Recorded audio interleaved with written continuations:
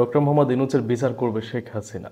নতুন একটা call recording দেখলাম, 1.5 থেকে 2 মিনিটের একটা কল রেকর্ডিং। ওইখানে তিনি বলতেছেন, জনগণের দৌড়ানি খেয়ে পালিয়ে যাওয়া নেত্রী উনি বলতেছেন যে ডক্টর মোহাম্মদ ইউনূস সংবিধান লঙ্ঘন করে ক্ষমতায় বসছেন, জনগণের ম্যান্ডেট নিয়ে সে ক্ষমতায় আসে নাই।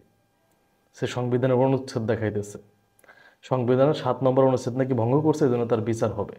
তার ক্ষমতা দখল হচ্ছে সম্পূর্ণ অবৈধ, অসাংবিধানিক। এটা অসাংবিধানিক অবৈধ সরকারের কোনো অধিকার নেই সংবিধানে হাত দেয়, এটা সে করতে পারে না, এটা ঘোরতর অন্যায়। আর এটা যদি করে, ওই সংবিধানের 7 অনুচ্ছেদ অনুযায়ী তার বিচার হবে। এই কথা সে বলতেছে। আচ্ছা আপা, সংবিধানের কত নম্বর অনুচ্ছেদে লেখা আছে যে নিজের দেশের জনগণকে গুলি করে মারা যাবে? সংবিধানের কত নম্বর অনুচ্ছেদে লেখা আছে যে আপনার হেলিকপ্টার থেকে গুলি করে মানুষ মারা যাবে? সংবিধানের কত নম্বর অনুচ্ছেদে আছে যে গুম করা যাবে, আয়না ঘরে রাখা যাবে? কত নম্বর অনুচ্ছেদে? এটা দেখাবেন।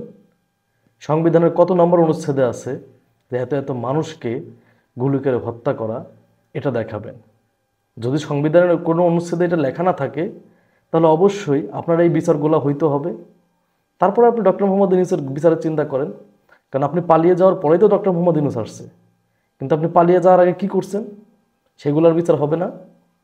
পালিয়ে যাওয়ার আগে আপনি এই সংবিধানগুলো লঙ্ঘন করেন নাই।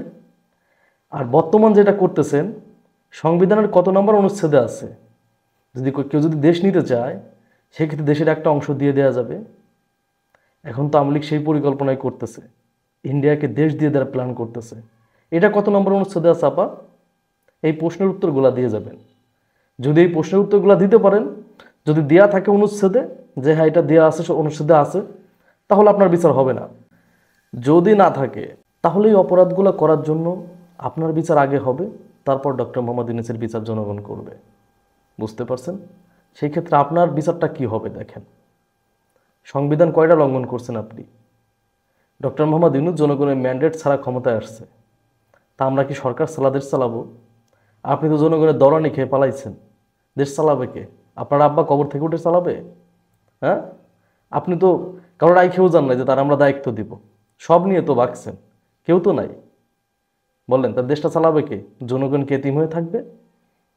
কারণ আপনার তো দেশে ঢোকার ক্ষমতা নাই, আপনি তো ঢুকতে পারবেন না। এটা তো আপনি ভালো করে জানেন যে একবার দৌড়ানি খেয়ে ভাগছি, আবার গেলে তো আমার বাইরেই ফেলবে। এটা তো আপনি জানেন।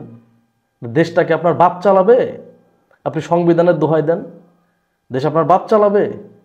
সংবিধানের কত নম্বর অনুচ্ছেদে আছে যে জনগণের দৌড়ানি খেয়ে পালানো যাবে? হ্যাঁ, কিসের সংবিধান? কিসের সংবিধানের কথা শোনান? যে সংবিধান নিজে হাতে লেখছেন সেই সংবিধানের কথা?